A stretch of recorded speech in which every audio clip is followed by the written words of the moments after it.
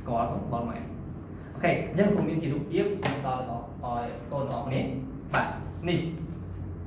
វ៉លម៉ែគឺស្រដៀងទៅនឹងអំពែម៉ែត្រហ្នឹងប៉ុន្តែគឺមាននេះចំណុចសម្គាល់របស់វាគឺកន្លែងនេះគឺអក្សរស្អីគាត់អក្សរ V ការដែលយើងរៀនសប្តាហ៍មុនគឺអំពែម៉ែត្រគឺអក្សរ A ធំប៉ុន្តែនេះគឺអក្សរ V អញ្ចឹងគឺមានចំណុចនីលការដូចគ្នាស្រដៀងទៅនឹងអំពែម៉ែត្រប៉ុន្តែនេះគឺជាឧបករណ៍សម្រាប់វាយនេះគាត់វាយគេសម្រាប់វាត់កម្លាំងអគ្គិសនីចលករគេហៅថាវ៉លម៉ែត្រអូខេ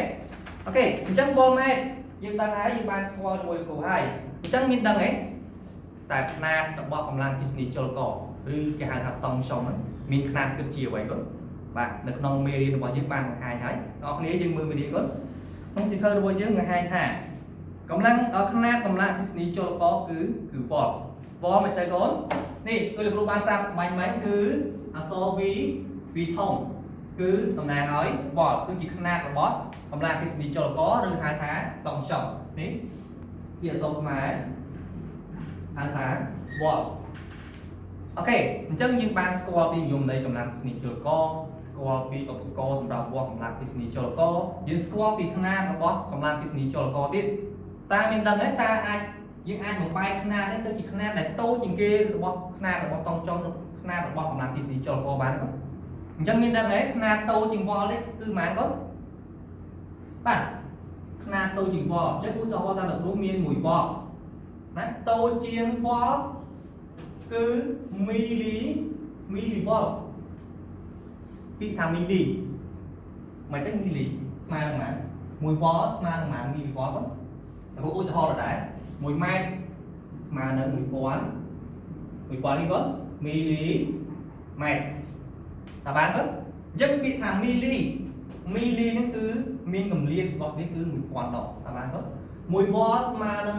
1000មីលីវ៉លអញ្ចឹងຂະຫນាតដែលតូចជាងគេរបស់តង់សុំឬរបស់កម្លាំងអគ្គិសនីចលករគឺមីលីវ៉លតើបានទេគាត់អូខេអញ្ចឹងចំណុចទី4របស់យើងឧបករណ៍វាស់កម្លាំងអគ្គិសនីចលករឬតង់សុំគឺចូលដល់ទីបញ្ចប់អញ្ចឹងទាំងអស់គ្នាយើងចូលដល់ចំណុចថ្មីជាមួយគ្រូទាំងអស់គ្នាណាអូខេអញ្ចឹងចំណុចបន្តរបស់យើងណាចំណុចបន្តគឺ 15.5 អង្គធាតុចម្លងនិង isolar អគ្គិសនី conductor and insulator អូខេទាំងអស់គ្នាយើងមើលចម្លងជើងអង្គធាតុចម្លង isolar មានន័យថាម៉េចទេបងអង្គធាតុចម្លងពាក្យថាអង្គធាតុចម្លងកន្លែងនេះគឺមានន័យថាអង្គធាតុចម្លងអគ្គិសនី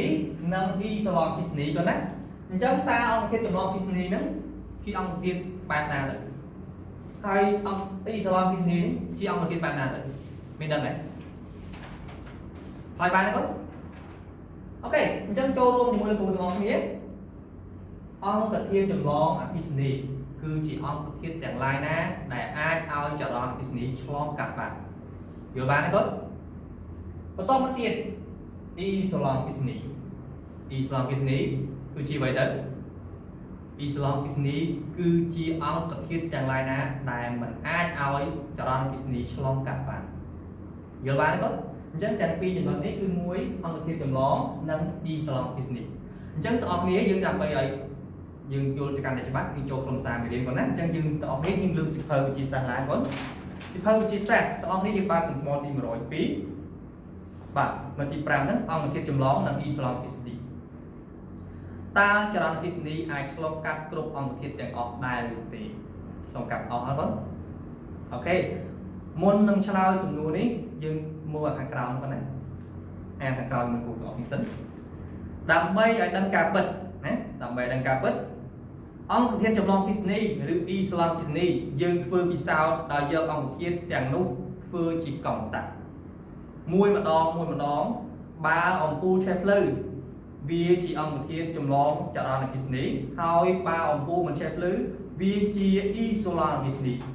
អញ្ចឹងក្នុងការពិសោធន៍អញ្ចឹងកន្លែងនេះគឺចង់ឲ្យយើងពិសោធន៍ជាមួយគ្រូទៀតទេគាត់អូខេជាមួយទៀតយើងបន្តមានអ្វីផ្លែកទៀតប៉ុណ្ណាអូខេឥឡូវលោកគ្រូសូមបង្ហាញរូបភាពសិននេះរូបភាពមានន័យខ្លះគាត់មានថាគេបង្កើតស៊ីងខ្វីនឹង hai cái chùm nu lại cọc tảng đôi on cần thiết để lại ná đại cái do một bị sao chẳng tìm mùi lúc khi tìm mùi đi cứ kỳ miên rung sinh quý miên chạy người ta cho đó đấy quá cho nó cho mô pớ bạc mô pớ cái to thì mùi nắng ông phù lớn trên biển phù lớn một cái này và to mới tiết to từ chốt nó phục vị phân tay nông ở mê vào những cái ba mình chỉ hỏi cái áo do ông cực thiệt tiền đúng bắt đầu từ chỉ công tạ là bạn có kia lên miên công tạ hỏi công tạ lại như ngoài dân cứ cầm nua đói đại cổ là bạn này có thì lúc này đại cổ chắc là phê đại dừng chậm trong sông khang đại cổ lái ông bu chạy lư mê này thá ông cực thiệt nó cứ chỉ ông thiệt chấm ló ký nỉ chắc là cục dồn mũi trên thế hai lúc hàng cao mới chăm nhưng từ mùi hàng từ mùi củ những ốc này ok lặp đi chỗ đôi khi tận lần ảnh cố dừng chậm trong một kháng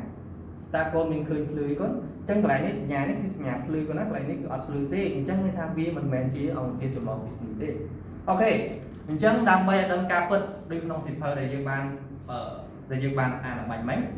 được luôn đừng phương ca sau đó mua được ông kia tham ta ông thực hiện na khác bài ái